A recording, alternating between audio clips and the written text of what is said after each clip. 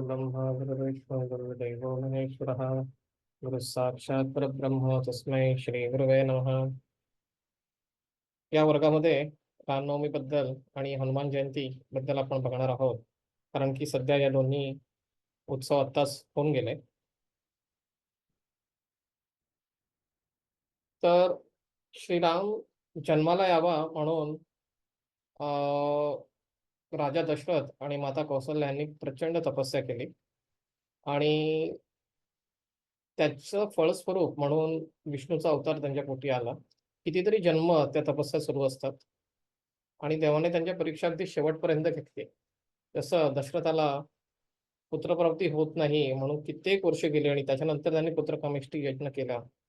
तसंच माता कौसल्याच्या स्वप्नात एकदा प्रभू राम गेले आणि बालरूपात नाही गेले, मोठ्या रूपात गेले आणि म्हणाले, मीच तुझा पुत्र राम, मला स्वीकार कर पुत्र म्हणून. पण त्या मातेची पात्रता केवढी मोठी की त्या स्वप्नात म्हणाल्या की मला असा पुत्र नको एवढा मोठा, तू बाळ म्हणून माझ्या पोटी जन्माला ये, मला तुझ्या लीला बघू दे, बाललीला, त्याच्यानंतर मी तुला पुत्र मानेन. आणि मग ते हा रामनवमीचा जन्म त्यांचा झालेला आहे. तर एवढ्या श्रेष्ठ दाम्पत्यामुळे आपल्या नशिबी एवढे असे देव आले असं म्हणायला काही हरकत नाहीये. आणि गुरुदेवांनी सुद्धा सांगितलंय की स्त्रियांच्या पोटीच देव जन्माला येऊ शकतात. त्याच्यामुळे बाकी आजकाल नको त्या गोष्टीच्या मागे लागण्यापेक्षा स्त्रियांनी आपल्या पोटी देव कसे जन्माला येतील, त्यासाठी काय तपस्या करावी लागेल, अशा प्रकारचा ध्यास जर घेतला तर या समाजाची घडी फार लवकर बदलू शकेल. कारण की त्यांच्या पोटी देव जन्माला येऊ शकतात, पुरुषांच्या पोटी कधी येऊ शकणार नाहीत. आणि म्हणून श्रेष्ठ जेव्हा इतिहास महत्वाचा घडतो त्याच्या पाठीमागे नेहमीच कुठली तरी श्रेष्ठ स्त्री असते, कारण की तिने महापुरुष जन्माला घातलेले असतात. तिथे तर साक्षात देवाचा अवतार जन्माला आलेला आहे. आता राम, भरत, लक्ष्मण, शत्रुघ्न हे जे 4 भाऊ होते त्यांनी त्या रूपामध्ये, मानव रूपामध्ये जन्म एकत्र हा पहिल्यांदाच घेतला होता.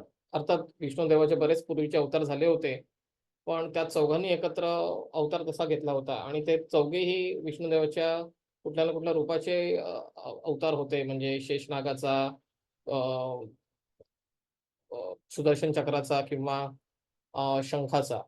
तर त्याच्यामुळे ते ऋणानुबंध शिवाय आले होते आणि त्याच्यामध्ये त्यांच्यात कधी वाद भांडणं अशी काही झालेली नाही. त्यांच्यात खूप अत्यंतिक प्रेम होतं. हे गुरुदेवांच्या मार्गदर्शनामध्ये आलंय. हे ऋणानुबंधाचं महत्व आहे. त्याच्यानंतरच्या जन्मामध्ये म्हणजे श्रीकृष्ण जन्मामध्ये जसं लक्ष्मण हा मोठा भाऊ म्हणून जन्माला आला, बलराम म्हणून, आणि त्यांच्यामध्ये मतभेद त्या जन्मामध्ये होते.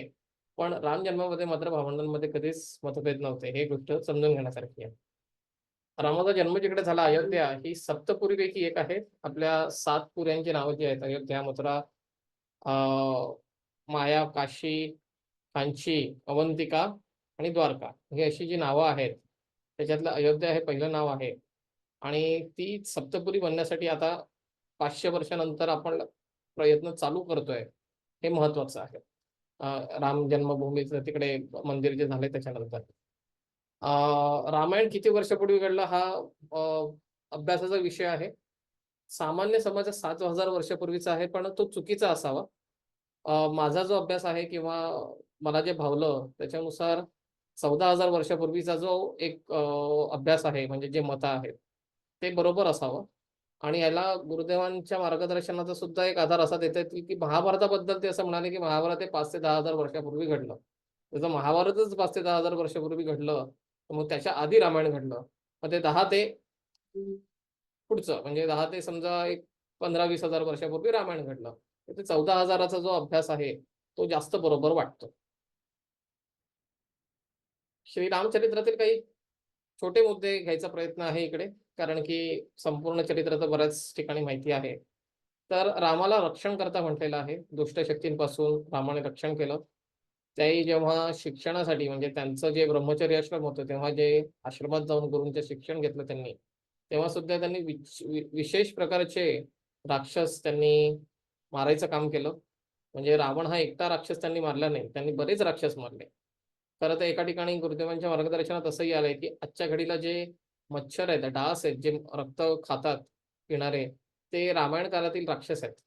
आणि रामाच्या चरित्रामध्ये प्रभू रामांना त्यांना मारायचं राहून गेलं आणि म्हणून ते आजपर्यंत शिल्लक आहेत, जे सूक्ष्म रूपाने डास बनून येतात आणि आपलं रक्त खाऊ शकतात, पिऊ शकतात. तर इथपर्यंत ही लिंक जुडते की असे कित्येक राक्षस आहेत.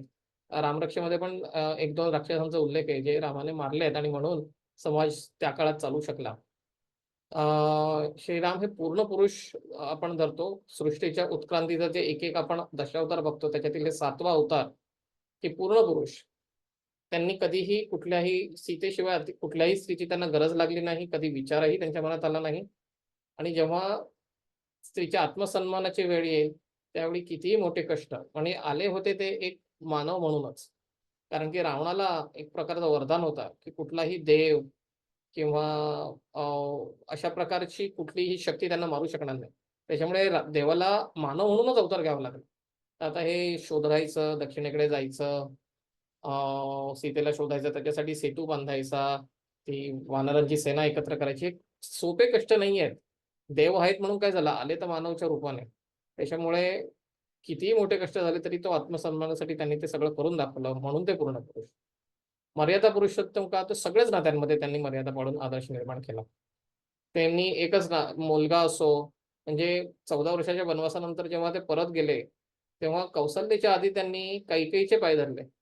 ज्या कैकेयीने त्यांना वनवासात टाकलं तिचे पाय धरले की बाबा तू माझी आई आहेस, जरी तू सावत्र आहेस तरी तू माझी आई आहेस.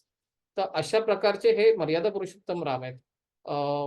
भरत म्हणा, लक्ष्मण म्हणा, शत्रुघ्न भाऊ म्हणून त्यांनी मर्यादा पाळल्या, पिता म्हणून त्यांनी मर्यादा पाळल्या, पती म्हणून तर आपल्याला माहितीच आहे.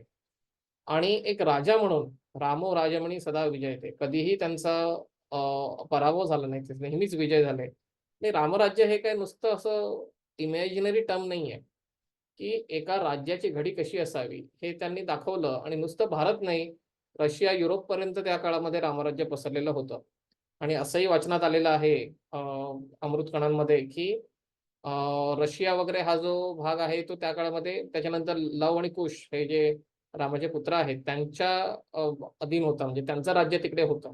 त्याच्यामुळे जिथून भारतातनं जिथपर्यंत आपल्याला पायी जाता येईल समुद्र क्रॉस न करता, त्या सगळ्यापर्यंत रामराज्य पसरलं होतं. आणि एक्सलंट ऍडमिनिस्ट्रेशन कसं असावं ह्याची घडी बसवली. एकाचही राजन हे शब्द तिथून पडले, म्हणजे राजाची घडी पण जनतेचं हे, म्हणजे आपण आजकाल जी डेमोक्रेसी म्हणतो त्या डेमोक्रेसीचे बीज त्या काळात होते की एक जरी एकाचंही मत जरी चुकल्याचं असलं तरी त्याला न्याय देण्यासाठी सगळं हे घडायचं. त्याच्यामुळे पुढे जेव्हा रामाने सीतेच्या अग्निपरीक्षेचा निर्णय घेतला तो फक्त एका प्रजेमधल्या एका कुटुंबाच्या ठिकाणी त्यांनी ऐकलं आणि म्हणून त्यांनी घेतला. म्हणजे एक राजा म्हणून त्यांनी कर्तव्य निभावलं. पण त्याच्यामध्ये ते नंतर आपल्याला माहिती आहे की सीतेचं ते परत हे करण्यासाठी त्यांना करावं लागलं. आणि त्याच्यातनं थोडं एक वेगळ्या प्रकारच्या कथा उत्तर रामायणामध्ये आलेल्या आहेत. आता रामायणावरती काही आक्षेप घेतले जातात, त्याच्याबद्दल आपण पटकन बघणार आणि मग अ, अ, हनुमान जयंतीकडे वळणार आहोत. तर त्यांनी वालीला झाडं मागून मारलं हे चुकीचं आहे का, अधर्म आहे का वगैरे ह्याच्यावरती बरेच वाद चालतात.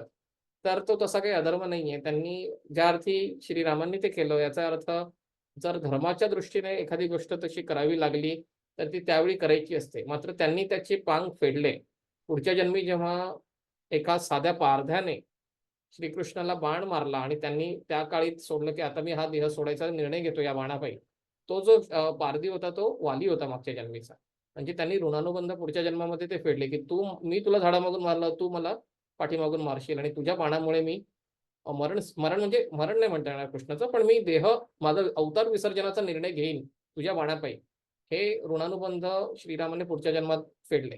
पण ती फेडायची तयारी त्यांनी ठेवली, पण धर्मासाठी त्यांनी मात्र वालीला झाडं मागून मारण्यासाठी मागे पुढे बघितलं नाही. हे आपल्याला शिकण्यासारखं आहे की धर्माचा विजय जिकडे असेल तिकडे एखादी चुकीची गोष्ट कधी करावी लागली की ती तात्पुरती करायला परवानगी आहे. सीतेवर शंका घेतली नाही. आत्ताच आपण बघितलं की त्या फक्त एका प्रजा म्हणजे एक जेव्हा ते शंकेबद्दल डिस्कशन केलं जातं तेव्हा ते राजा होते. तो किंगशिप आपण म्हणतो ना की राजाचं कर्तव्य त्यांनी करण्यासाठी त्यांनी पतीचं कर्तव्य ऑलरेडी केलेलं होतं. सीतेला लंकेवरती अटॅक करून सीतेला परत आणलं, राज्यावर बसवलं. ते राज्य बरेच वर्ष चाललं. त्याच्यानंतर ती घटना घडली जिकडे तो व्यक्ती म्हणाला की मी माझ्या घरातच घेतलं नसतं म्हणे. तर ते असा अपवाद येऊ नये हे त्यावेळी राजा म्हणून त्यांचं कर्तव्य होतं आणि म्हणून त्यांनी ते घेतली. त्यांनी सीतेवर शंका घेतली नाही. त्यांनी त्या राजाचं कर्तव्य पूर्ण करण्यासाठी काय करावं लागतं हे याचा आदर्श घालून दिला. त्याच्यावर सीतेवर शंका करण्याचं काही कारण नव्हतं, कारण शंका घ्यायची असती तर त्यांनी एवढा मोठा अटॅकच लंकेवर केला नसता. हे महत्वाचं. आणि अशी एक अपवाद पसरला जातो की रावण हा आफ्टर ऑल एक ब्राह्मण होता, तर त्याला मारून रामाला पश्चाताप झाला का? अजिबात नाही. तसं काही नाहीये. जे धर्मासाठी त्याला न मारता पश्चाताप आणि अधर्म होणं जास्त योग्य आहे. जर त्याला रामाने मारलं नसतं तर. समजा सीता तिकडे जाणं, त्याचं पाप वाढणं आणि त्याचं पुण्यहरण होणं, हे सगळं देवाने म्हणजे सीतेचं अपहरण करायची बुद्धी होणं वगैरे, हे सगळं देवाने तसं घडवून आणलं होतं. कारण की रावणाची तपस्या ही किती वर्ष, किती हजार वर्ष झाली हे गणितच करणं कठीण आहे. त्यांनी एवढे वरदान मागून घेतले होते. त्यांनी ग्रहांवरती विजय मिळवला होता. त्यांनी हे केलं होतं, ते केलं होतं. गोकर्णच्या क्षेत्रामधलं ते आत्मलिंग आहे ते रावणाने मिळवलं होतं. स्वतःसाठी त्याने अमृत कुंभ पोटात भरला होता. कोणाकडनं मृत्यू होणार ह्याच्यावरती वरदान होतं. असा एवढा मायावी राक्षस, एवढा प्रचंड पॉवरफुल राक्षस जेव्हा असतो, तेव्हा त्याचं जोपर्यंत पुण्यहरण होत नाही, तोपर्यंत त्याला मारणार कसं? आणि म्हणून त्याचं सीतेचं अपहरण वगैरे सगळं करून, तर एवढं सगळं जर घडवलंय देवाने, तर त्याला मारून पश्चाताप कसला होणार? ते इकडे. आणि रावण हा सुद्धा शिवभक्त होता, राम हे सुद्धा शिवभक्त होते. पण तरीही जो अधर्माच्या साईडने त्याला मारायचंच. जो भले तो ब्राह्मण असो, तो शिवभक्त असो, काही असो, हे घडी रामाने आपल्याला घालून दिलेली आहे.